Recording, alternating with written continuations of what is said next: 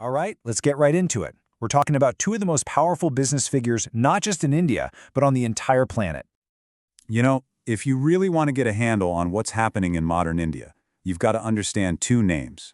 Just two. These guys tower over the economic landscape, and their ambitions, their rivalry, well, it's reshaping a nation of 1.4 billion people. So, let's meet them. You've got Mukesh Ambani, who took his father's company, Reliance Industries, and just blew it up into this massive conglomerate.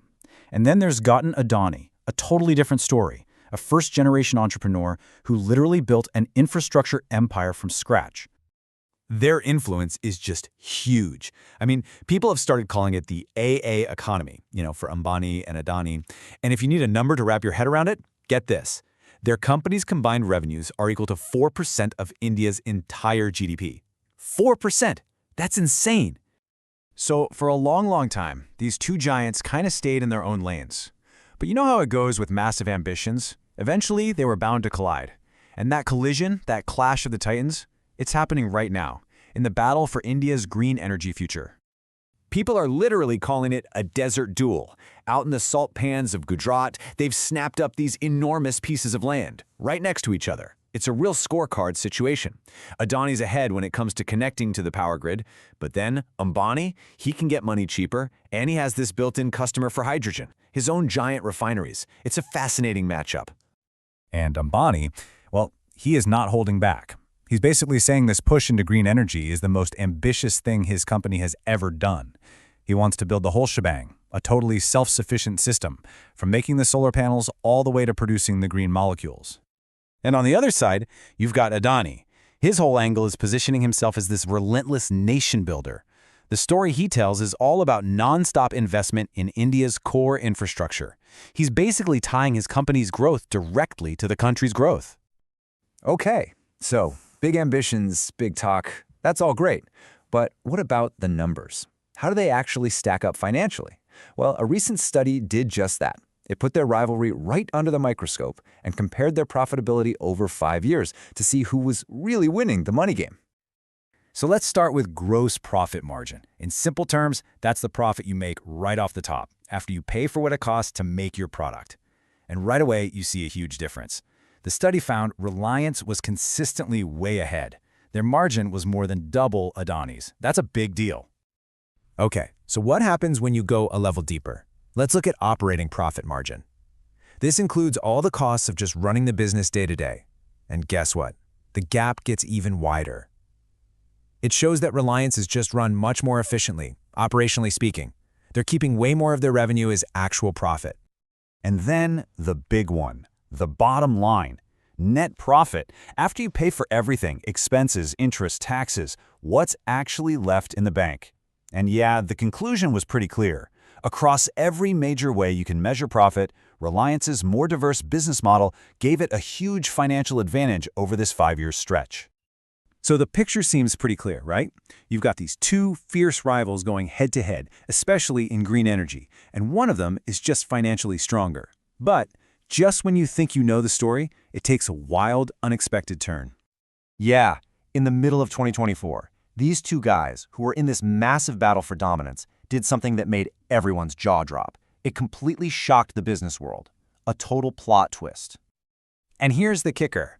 This wasn't just, a simple contract to buy power. No.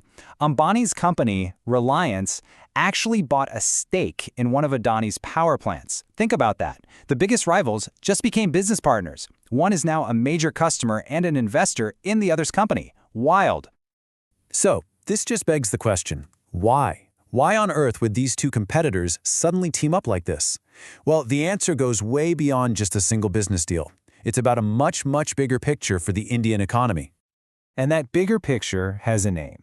Atmanirbhar Bharat, or Self-Reliant India. It's this big government push where a select few powerful Indian companies are basically seen as the chosen champions, the pillars that are going to drive the whole country's economic development. It's almost like these guys are being treated as a national team. They're the ones who have the cash and the know-how to pull off these gigantic projects that line up with what the government wants to achieve, both at home and abroad. We're talking everything from building iPhones in India to running strategic ports in other countries. But as you can imagine, not everyone is a fan of this approach. It's definitely drawn some sharp criticism. In fact, a former top economic advisor for the government called it out, saying it puts a huge amount of trust and with it, a huge amount of power into the hands of just a few people. And that, of course, raises some serious questions about fair competition. You know, it's one thing to build a multi-billion-dollar empire. That's hard enough. But making sure it doesn't fall apart after you're gone, that might be an even bigger challenge. And trust me, the history of Indian business is full of horror stories about succession plans that just went completely off the rails. And if you want a perfect example of the risk, just look at what happened at the Tata Group, one of the most respected companies in India. They had this messy, drawn-out conflict that went on for years. It's a textbook case of how damaging it can be when a legendary founder steps down and the new guy just doesn't vibe with the company culture. So, Ambani and Adani have definitely seen this movie before, and they do not want a sequel. They're actively trying to avoid what's called the patriarch trap. Ambani has been super public about it, splitting up his empire between his 3 kids, and Adani is reportedly doing the same, putting a formal plan in place to pass the torch. Okay, so let's pull back for a second. What do we have? We've got this unbelievable concentration of economic power with just 2 families. They're rivals, but now they're also partners. And they're literally building the future of the country. So the big question is, what does this HAA economy actually mean for India? Well, it's really a double-edged sword, isn't it?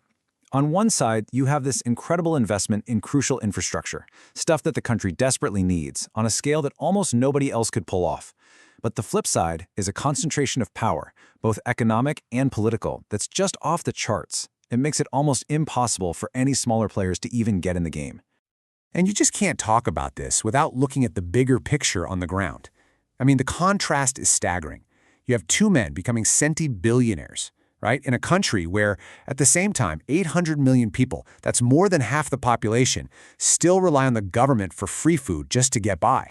And that leads us with the one single question that's at the very heart of India's story right now. As these titans keep building up the country, sometimes fighting, sometimes cooperating, you have to ask, when titans build a nation, who really benefits the most?